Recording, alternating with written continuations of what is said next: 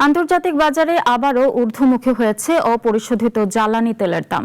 মধ্যপ্রাচ্যে যুক্তরাষ্ট্র এবং ইরানের শান্তি প্রক্রিয়া নিয়ে সতর্ক আশাবাদের প্রভাব পড়েছে বাজারে, যদিও দাম বৃদ্ধি খুবই সীমিত। আন্তর্জাতিক বাজারে অপরিশোধিত জ্বালানি তেলের দাম সামান্য বেড়েছে। শুক্রবার ভোরে লেনদেনের বৈশ্বিক মানদণ্ড ব্রেন্ট ক্রুডের দাম ব্যারেল প্রতি 17 সেন্ট বা 0.24% বেড়ে দাঁড়িয়েছে $72.10। অন্যদিকে মার্কিন বেঞ্চমার্ক ওয়েস্ট টেক্সাস ইন্টারমিডিয়েট বা WTI ক্রুডের দাম 14 সেন্ট বা 0.20% বেড়ে হয়েছে ব্যারেল প্রতি $68.83।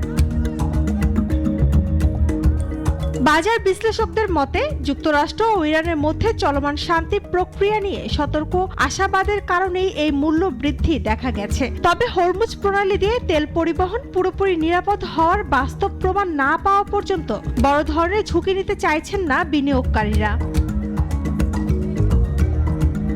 এর আগের কার্যদিবসে দুই বেঞ্চমার্কের দামই কয়েক মাসের মধ্যে সর্বনিম্ন পর্যায়ে নেমে গিয়েছিল। চলতি সপ্তাহে ব্রেন্টের দাম প্রায় স্থিতিশীল থাকলেও WTI এ সামান্য বৃদ্ধি হয়েছে।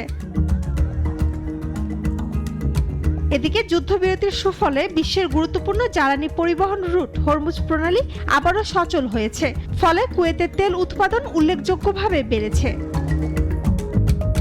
একই সঙ্গে সৌদির আরামকো এশিয়ার বাজারে বিক্রি বাড়াতে স্পট প্রাইসিং পদ্ধতি ব্যবহার শুরু করেছে। ইতোমধ্যে প্রায় 1 কোটি ব্যারেল সৌদি অপরিশোধিত তেল বহনকারী অন্তত 5টি সুপার ট্যাঙ্কার হরমুজ প্রণালী পেরিয়ে গন্তব্যের উদ্দেশ্যে যাত্রা করেছে। এসব পদক্ষেপ আন্তর্জাতিক জ্বালানি সরবরাহ স্বাভাবিক রাখতে ইতিবাচক ভূমিকা রাখবে বলে মনে করছেন সংশ্লিষ্টরা। শম্পা আক্তার, নাগরিক।